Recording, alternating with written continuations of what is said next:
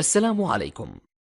لا تنسوا الإعجاب بالفيديو والاشتراك في القناة تشجيعا لنا لنستمر بنشر المزيد إن شاء الله.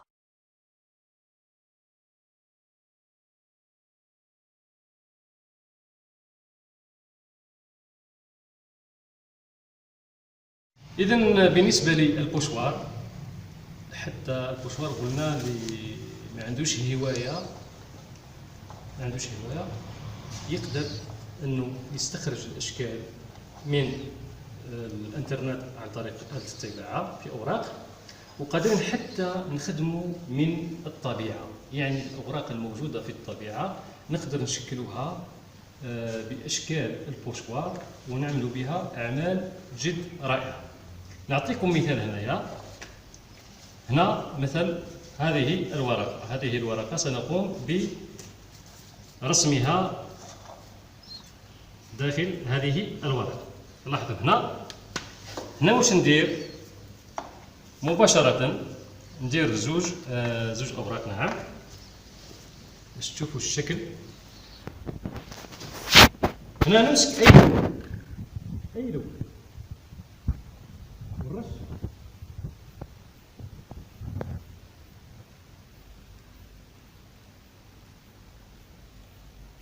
الورق كذلك نفس الشيء مثل الورقة.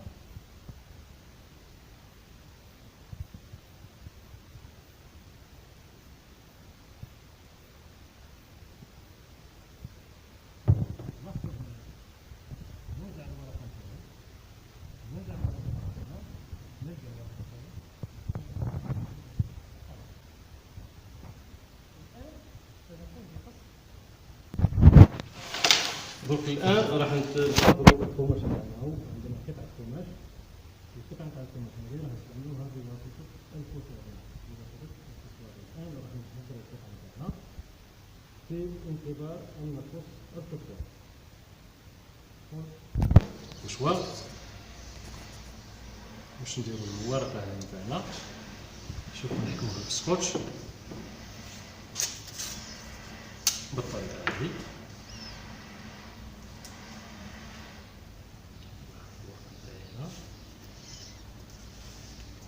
باش كي نخدم نهز الورقة نتاعي. الآن قص لنا وليد البوشوار هذا اللي استعملناه بهذه الورقة، ورقة من الشجر. الآن راح نستعملوا خلفية داخل ماذا؟ داخل ماذا؟ نعم نستعملوا له، شوفوا هنا مليح.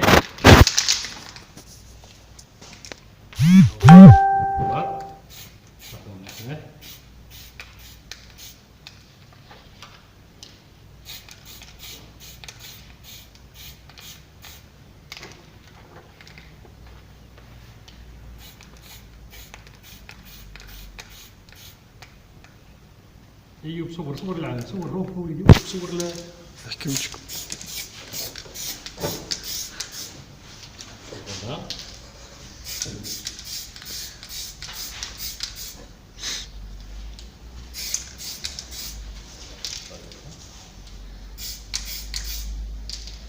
هذه على القماش.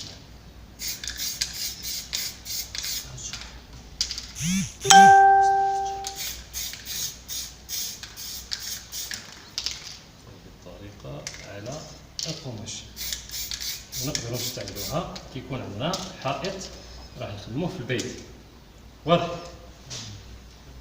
الآن نروحوا للشكل الثاني. هاو الشكل الثاني، شفتوا الفراغات اللي موجودة هنايا؟ الفراغات الموجودة هنايا، شوفوا هنا في الفراغ هذا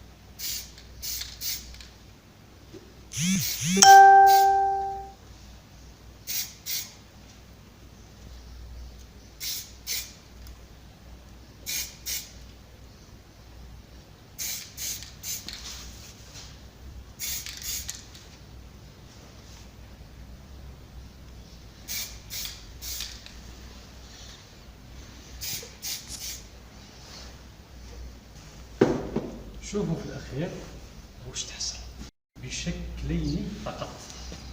يعني كي يقعد عندنا مثلا حائط في البيت راح نديكوريوه مباشرة نستعملوا